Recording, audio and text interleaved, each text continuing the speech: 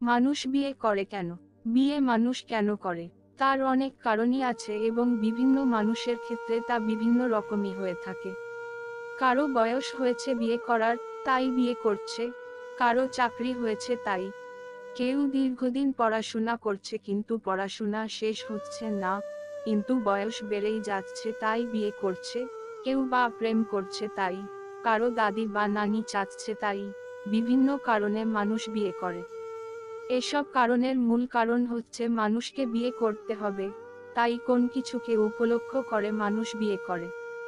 এভাবেই সাধারণ মানুষের ধ্যান ধারণা কাজ করে।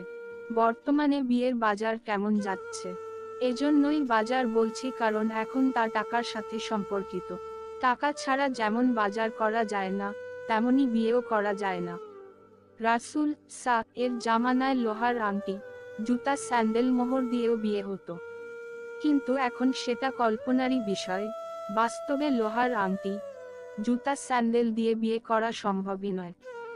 এমনকি অপমান করা হবে যে তুমি বিয়ে করতে কেন চাইছো। কিন্তু স্বর্ণ যুগে মানুষরা বিয়ে দিয়ে দিতেন যদিও ছেলের মোহরের টাকা না থাকতো। তবে বাকি মোহরে কেউ বিয়ে করতো না। বর্তমানে সবার স্বপ্ন তাদের ড্রিম ম্যারেজে নিয়ে এমন একটি বিয়ে করতে হবে যা সবার কাছে চিরস্মরণীয় হয়ে থাকবে। সবাই যেন বলে, এ বিয়েটা দারুণ। এমন বিয়ে কোন দিন দেখিনি। এমন একটি বিয়ের মূল্য কত? অধিকাংশ যুবক যুবতীরা এখন তাই ভাবে। আর ইংলিশ, হিন্দি বিনোদন মাধ্যমগুলি এই স্বপ্নগুলিকে আরো সুন্দর করে প্রচার করছে এবং এর প্রভাব বিরাজ করছে সর্বত্র। এখন কারো কঞ্জুরি মারিয়ে যে 30-50 লাখ টাকা খরচ হওয়া কিছুই নয়। মোহর দিতে হবে 20-15 লক্ষ, বিয়েতে আরো খরচ 5 লক্ষ। মেয়ে পক্ষ মেয়েকে গহনা দিবে, বিয়ের আয়োজন করবে, নতুন সংসারকে সাজিয়ে দিবে বিভিন্ন রিলমোস্ট ডিজাইনের সামগ্রী দিয়ে। তাই মেয়ে পক্ষকেও খরচ করতে হবে 15-20 লক্ষের মতো। সব মিলিয়ে ড্রিম ম্যারেজে এর বর্তমান বাজার মূল্য 30-50 লাখ টাকা। কিছুটা সাধারণভাবে বিয়ে করলে হয়তো বা 5-10 লক্ষ টাকার মধ্যেও হওয়া সম্ভব। ভাবতে অবাক লাগছে সমাজ আমাদের কোথায় নিয়ে যাচ্ছে এবং আমরাও বা তার সাথে তাল মিলিয়ে কি করছি। ইসলাম কি আমাদের এই শিক্ষা দেয়?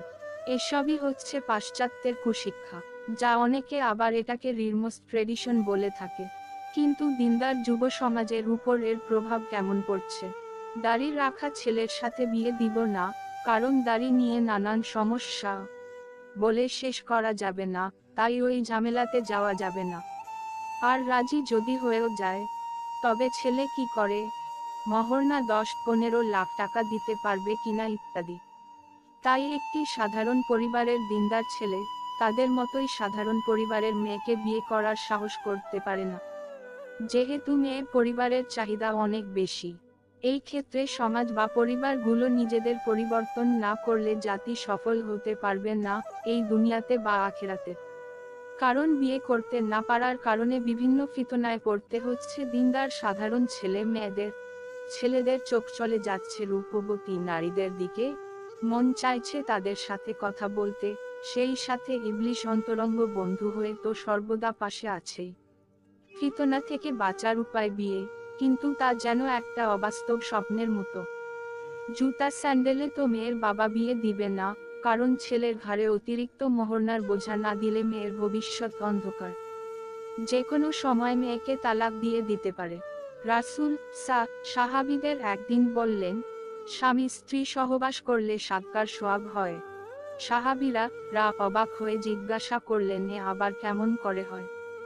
আমরা নিজেদের মনের ইচ্ছা পূরণ করব আর এতে সাতকার সোয়াব হবে। রাসূল বললেন, হ্যাঁ, কারণ এ না করলে অনেক পাপ হবে। আর স্বামী স্ত্রীর মিলনের ফলে বিষয়টি স্বামী স্ত্রীর মধ্যেই সীমাবদ্ধ থাকে।